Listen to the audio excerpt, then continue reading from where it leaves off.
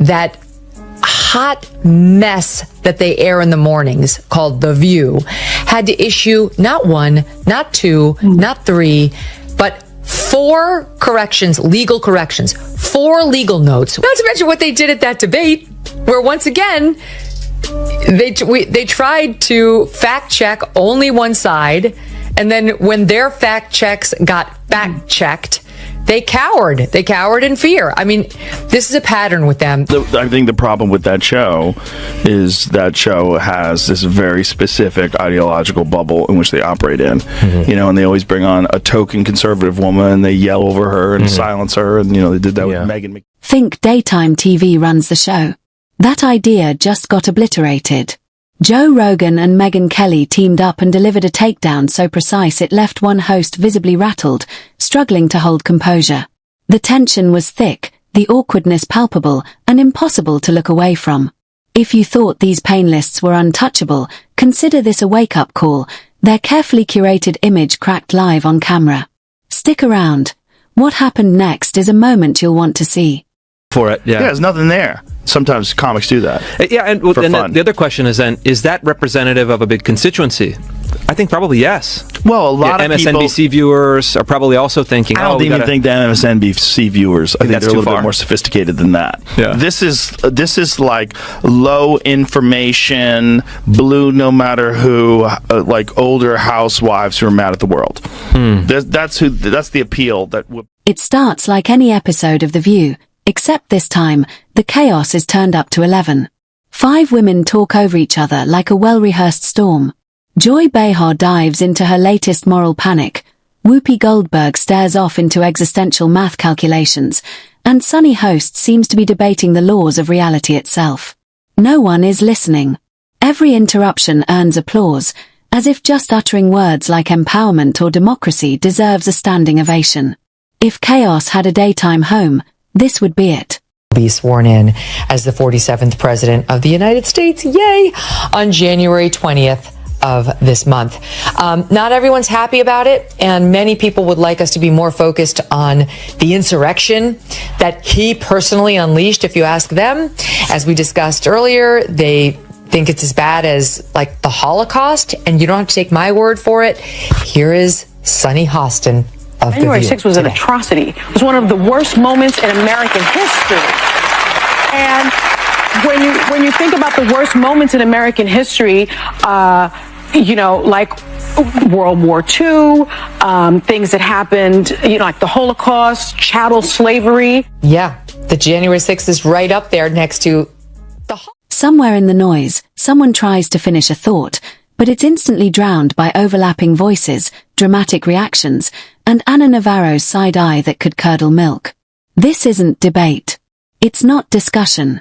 It's group therapy masquerading as TV, wrapped in an echo chamber of studio lights and smugness so thick you could slice it with a knife. In fairness, though, I mean, The View has to be, you know, if you average out The View hosts, among the dumbest people on television.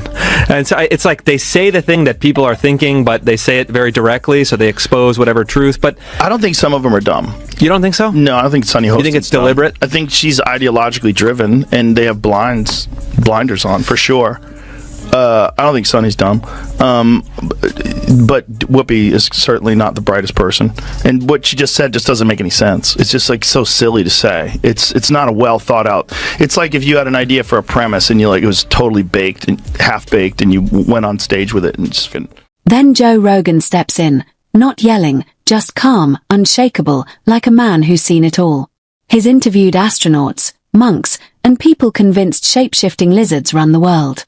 And yet, even he stares at The View and seems to think, this can't be real TV. Disgusting. She's Anna Navarro in your wildest imagination. You could never solo host a show. You will only ever make it as part of an ensemble, and you could never hope to achieve the success that Tucker Carlson has. So you can sit in your little cheap seats all day long and enjoy your little negative henpecking, but your careers are going nowhere, and Tucker is about to dominate. Next, Megyn Kelly walks in, heels clicking like precision artillery, and the tension spikes. This is the woman mainstream networks couldn't control. Too blunt for Fox, too thorough for NBC. She's armed with a MIC, receipts, and a dossier on daytime hypocrisy that reads like a legal case file. Rogan and Kelly form a tag team so intense that PR departments would start drafting emergency memos.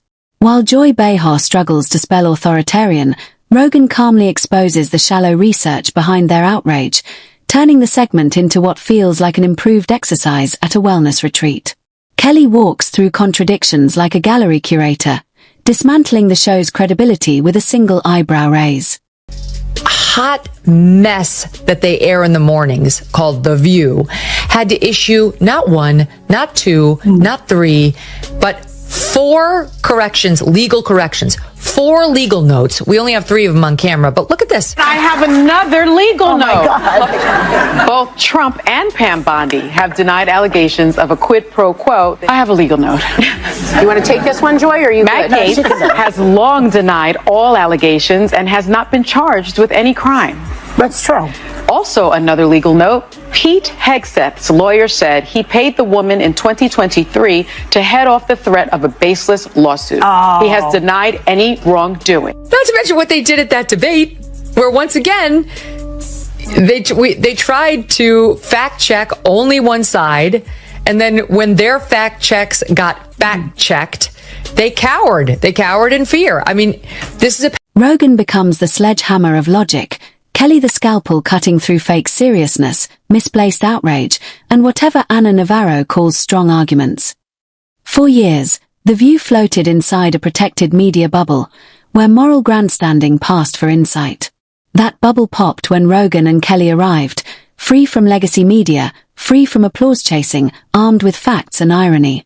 The tension ignited, a spark that turned an ordinary segment into explosive chaos, as the show's target, Robert F. Kennedy Jr., was mocked and dismissed without a glance at the facts. I think Sunny is very intelligent, but she's ideologically captured. Right. You know, that's sort of, I think the other ones, there's a couple of the other ones, don't have to name any names, who are just very dull-minded. But I think Sunny's not one of them. I think she's smart, but captured. Sure, I think she came into it with an agenda.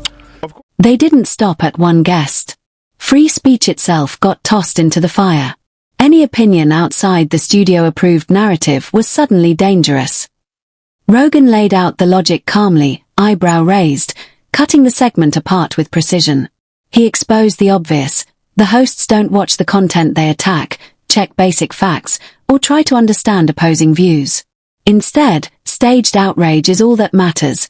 Loud, polished, and rewarded with studio applause. Melania Trump came out and said she's about as pro-choice as they come. And here was the reaction on The View. I think she hates him. Yeah, well, yeah. Okay, so we can all agree on that. That's a given. I also think that she wants to take him out. She does not want to be the first lady anymore. They agree with you. She doesn't want to be the first lady. She destroyed the Rose Garden. Who hates Christmas? Melania Trump hates Christmas. She doesn't want to decorate for Christmas. She doesn't want anything to do with him. She doesn't want to sleep in the same room with him. She can't tolerate him. Would you look? This is a network that still runs out fact checks to these women, like it's concerned about them staying factual. She hates Trump. She doesn't want to be near him. She doesn't want to be president again. She destroyed the Rose Garden, and she hates Christmas. That is what passes for news on a network. They did a presidential... No cheap shots were needed. Rogan relied on their own clips, contradictions, and accidental comedy, lining up quotes and timestamps like a courtroom closing argument. Calm, precise, quietly devastating. While The View shouted and performed, he reminded viewers that truth doesn't need volume, it needs accuracy. And as Rogan's slow-motion takedown settled, Kelly stepped in like a surgeon, dissecting the segment piece by piece, exposing the show's emotional formula and overreactions. One moment it's panic over biological facts. The next, a roast of political opponents like a comedy special. No hate for Joy Behar. If I saw her, I'd give her a hug. I'd probably say the same thing about me if I was her. You're worried about losing your job, and you're worried about podcasts taking over, and who's the source of news, and we said Donald Trump was Hitler, but half the country disagreed with us, and he won, and this is fucking great, and Joe Rogan believes in drag. According to Kelly, free speech barely exists on The View unless it passes through the daytime privilege filter. She aimed her sharpest blows at Joy Behar and Sunny Host, dismantling their moral posturing with precision. Joy, the self-proclaimed guardian of progressivism, was exposed for shallow takes. Sunnis' polished lawyer diva persona was ripped apart. Megyn revealed how any dissent is treated as betrayal, turning minor disagreements into emotional standoffs, while she and Rogan backed everything with real research, full transcripts, and context, skills increasingly rare in modern media. What Whoopi Goldberg said? What'd she say? Whoopi Goldberg said that Biden could arrest all the Republicans and put them in jail. You just need to see how unhinged this kind of thinking is. Well, you know what Joe Biden could do? Joe Biden, you have to see it because it's so on TV. crazy. She said it's on television. You know, just let's look at a scenario where the Supreme Court says, yes, he has all those rights. He is immune from everything. Yeah. You know what Joe Biden could do since he is presently president? What? Whoa. He could throw every Republican in jail. They matched bold claims against reality, and it got messy fast. The show labeled a podcast episode dangerous, but Kelly rolled the clips. It was just a calm discussion on nutrition and cold plunges. Joy claimed Rogan spread hate. Fact checks revealed it was a military veteran talking about PTSD and meditation. Megyn didn't just challenge, they buried the segment under context. Rogan calmly dismantled the argument effortlessly, leaving the hosts looking both flustered and exposed. Hey, this is the most important part. This is right after she was saying, we are run by ABC News. You should trust us, not Joe Rogan, who believes in dragons. So she by saying we should trust them because they're double checked by ABC News, and then making the stupidest fucking statement. Like you didn't listen to what I said. Yeah. You didn't listen to what the wildlife about. Megyn and Rogan weren't just responding.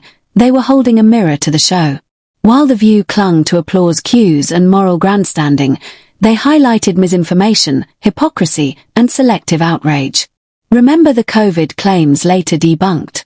Or labeling political candidates as threats based on memes and half-remembered anecdotes.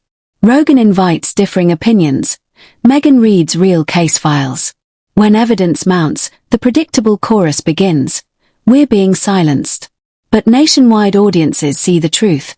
Credibility isn't just outdated, it's evaporated.